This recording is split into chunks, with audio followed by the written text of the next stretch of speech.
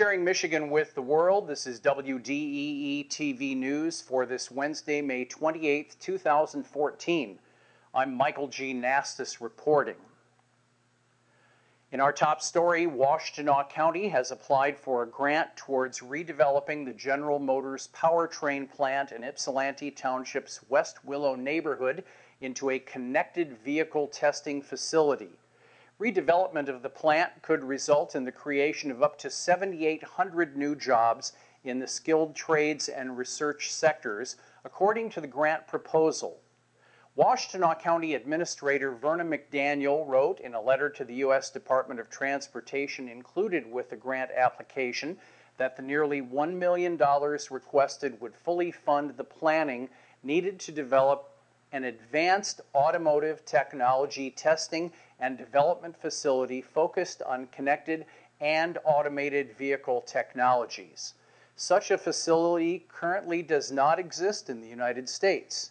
The facility would allow the testing of new technologies and help ensure the safety of motorists. New jobs would not only be directly created to run the facility, but also indirectly created as technology companies not currently seen as auto suppliers build their brand in Michigan and gain access to the automotive industry. The application requires and requests a Transportation Investment Generating Economic Recovery grant of $940,000 of federal funding through the National Infrastructure Investments Program of the U.S. Department of Transportation for the period of July 1st, 2015 and June 30th, 2016, according to the county. The application has been a collaborative effort of Ann Arbor Spark, the redevelopment firm Walbridge Aldinger, Washtenaw County, Ypsilanti Township, and the University of Michigan. Coming up next, a longtime Ann Arbor icon passes away. This is WDEE TV News.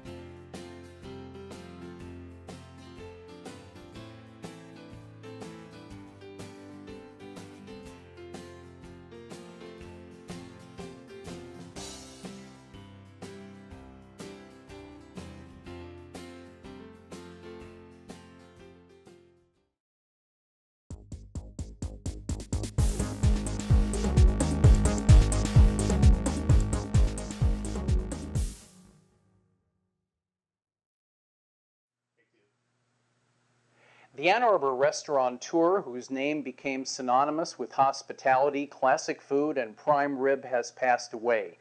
Herman Weber, whose Weber's Boutique Hotel and Restaurant stands at a triangle of land on Jackson Road, died on Memorial Day 2 weeks after he turned 100. A farm boy from Chelsea, Weber opened his first restaurant in 1937 after apprenticing as a dishwasher and cook at Metzger's German restaurant, another classic. While other restaurants have come and gone, Weber has endured with his restaurant for 77 years. It's one of Ann Arbor's older restaurants and one of the state's largest. It has passed to the second and third generations. While Weber was no longer part of the day-to-day operations, he continued to have ideas and input until the end and actually lived in a room at the hotel. That's where he died. The restaurant celebrated Weber's 100th birthday 2 weeks ago with a special menu of his personal favorites and a tribute to its founder. Friends and former employees stopped by to visit, and hundreds of people sent cards and letters. Visitation will be from 4 to 7 p.m. Thursday at Mulig Funeral Chapel, 403 South 4th Avenue. A private burial will follow. Coming up next, a story about the Performance Network being down but not necessarily out. This is WDEE TV News.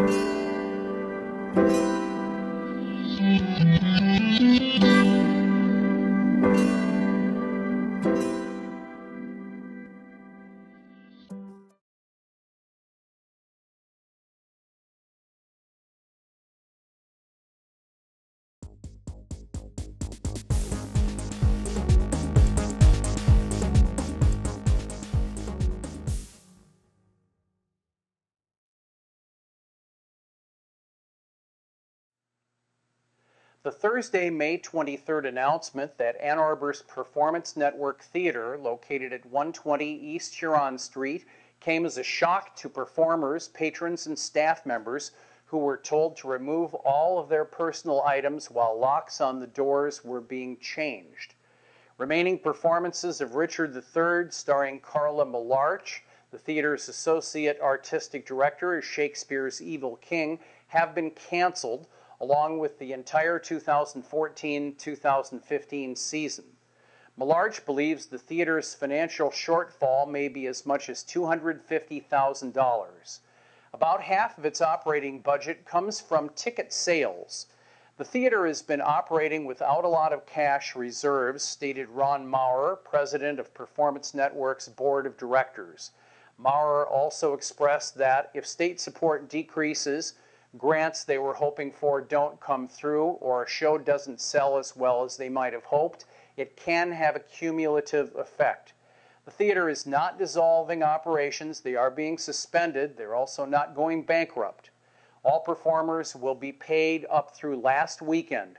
There are currently no plans to issue refunds to people holding tickets for the remainder of the current season. There are also no current plans to issue refunds to an estimated 800 subscribers who bought tickets for next season. The Performance Network was launched 33 years ago and has been praised as one of southeastern Michigan's most significant equity theaters. Among its successes this season were stagings of Venus in Fur and the one-man show An Iliad starring veteran local actor John Manfredi. There is a meeting tonight at Hathaway's Hideaway at 310 South Ashley Street in Ann Arbor for those who want to express their concerns, share brainstorming ideas, and express themselves. Coming up next, E. coli and hamburger back in the news. This is WDEE TV News.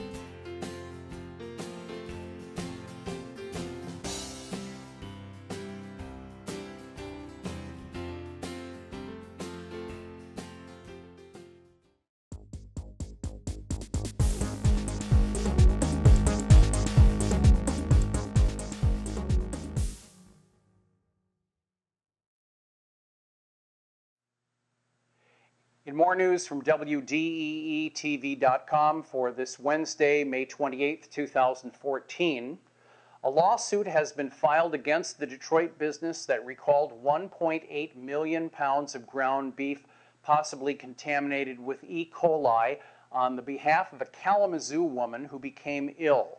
She was among 11 people reported total who had been infected with Shiga toxin, producing E. coli strain 0157, including a Washtenaw County resident and 3 others in Michigan, according to a statement from the Centers for Disease Control and Prevention.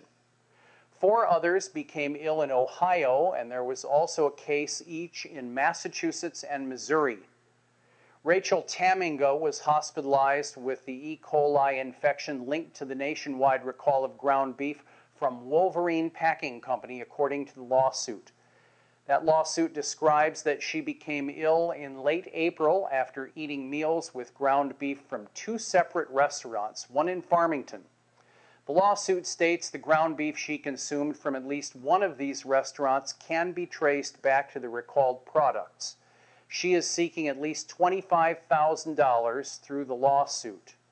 The Washtenaw County resident who became ill has since recovered.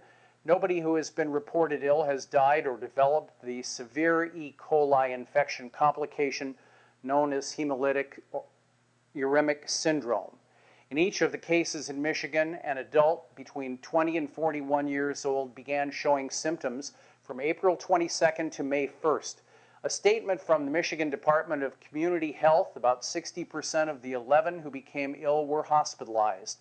The U.S. Department of Agriculture's Food Safety and Inspection Services announced the recall of Wolverine Packing Company's ground beef produced between March 31st and April 18th, which has been determined by health investigators to be the likely source of the recent illnesses.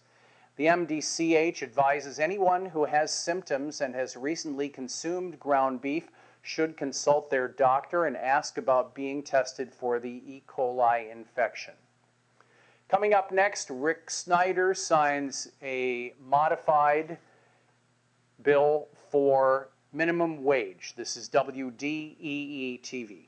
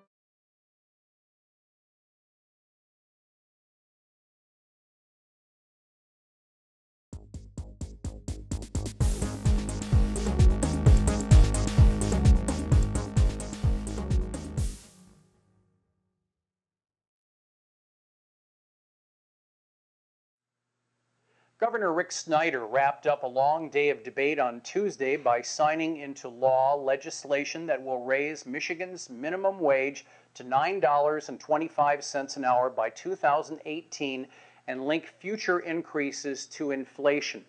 The compromise bill was designed to sidestep a petition drive seeking to raise the rate, as President Obama has suggested, to $10.10 an hour for all employees.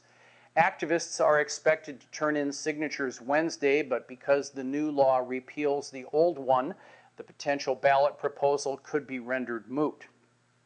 Senate Bill 934, now Public Act 138 of 2014, increases the hourly minimum wage for most workers to $8.15 in September, $8.50 in 2016, $8.90 in 2017, and the rate of $9.25 by the beginning of 2018. Tipped employees would earn 38% of the minimum wage, or about $3.51 an hour in 4 years' time. Snyder, a Republican who had not made raising the minimum wage a priority, said Tuesday that the compromise legislation will, quote, help Michigan workers and protect our state's growing economy. Coming up, WDEE TV music news and sports. Stay tuned.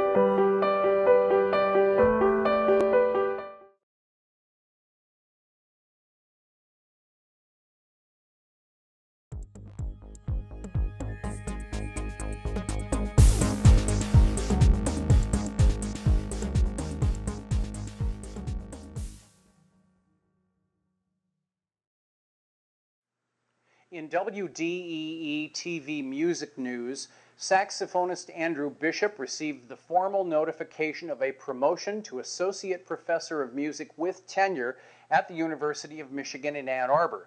He proudly announced this on his Facebook page. Bishop's academic star is rising as fast as his national reputation as a diversified jazz performer. He's worked with traditional jazz and mainstream or straight-ahead bands, the progressive Hank Williams Project, and everything in between. Bishop is a native of Wichita, Kansas, studied at Wichita State, Albion College, and the University of Michigan. And there are more changes at the U of M's Department of Music, Theater, and Dance in their Jazz Studies Department. Jerry Allen, the brilliant pianist, has left to become the Director of Jazz Studies at the University of Pittsburgh. Her loss impacts the program in many profound ways, but U of M Jazz Studies Chair Ellen Rowe informs us that the department is in very good hands with the hiring of Benny Green, an exceptional pianist in his own right. Green is a native of Berkeley, California. He worked prominently with the late and great bass player Ray Brown, was a member of Art Blakey's Jazz Messengers, accompanied Michigan-born vocalist Betty Carter, and recorded for the Blue Note record label, among others. In another move, Randy Napoleon had been an adjunct professor at the U of M in the previous academic year. He will now join the Michigan State University College of Music faculty full-time in the fall as an assistant professor of jazz guitar and an official member of the MSU Professors of Jazz, led by bassist and jazz director Rodney Whitaker. Born in Brooklyn, New York, and raised in Ann Arbor, Michigan, Napoleon finished his studies at the University of Michigan, joined the John Clayton Jeff Hamilton Jazz Orchestra, and toured with Benny Green before a 3-year stint with pop jazz singer Michael Bublé. He currently accompanies veteran jazz vocalist Freddie Cole, the brother of the late Nat King Cole. In an email interview, Napoleon commented, "After 15 years in New York City, I'm excited to be moving back to Michigan to join the dynamic jazz faculty at MSU. The students and I are going to study the music that we love with maximum intensity and focus. I'll try to bring the feeling of New York and the road into the classroom. We have big plans brewing at MSU." Perhaps sometime soon we will hear the Wolverine, Green, the new Wolverine, and new former Blue Spartan Napoleon playing jazz, reunited on the same stage. Meanwhile, you can hear Randy Napoleon with his group tonight or tomorrow night at the Dirty Dog on Kercheval and Grosse Pointe Farms, or alongside Freddie Cole Friday and Saturday night. In WDEE TV Sports, we check in regularly with Major League Baseball players that have had local ties. But starting off, EMU Baseball Hall of Famer and manager of the New York Mets, Terry Collins, had a rough week and the first 2 months of the season. His team sits in last place in the National League East. Collins and the Mets, GM Sandy Alderson, are trying to shake things up with regular roster moves, firing their hitting coach and giving former Tiger reliever Jose Valverde his release on Monday. Former Eastern Michigan University pitcher Matt Shoemaker was sent back to AAA Salt Lake after a no decision with the Angels. In minor league news, Ann Arbor native Johnny Hellweg is working for the AAA Nashville Sounds of the International League, an affiliate of the Milwaukee Brewers. The 6'9" righty has started 4 games, going 1-2 with a .495 ERA.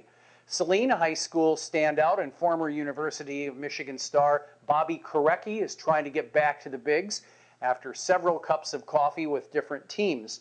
Currently with the Buffalo Bisons of the AAA International League, he connected with the Toronto Blue Jays and now is in their system. Korecki is thriving out of the bullpen with a 3-1 record in 21 games, sporting a sparkling 0.3 earned run average. He's recorded 31 strikeouts in 30 innings pitched. Finally, we pay tribute to the late Maya Angelou, who passed away today, a great overseer of human dignity and class, and one of our great poets and spokespersons. Rest in peace, Maya. That's WDEE TV News for this Wednesday, May 28, 2014. I'm Michael G. Nastros reporting. So long, everybody.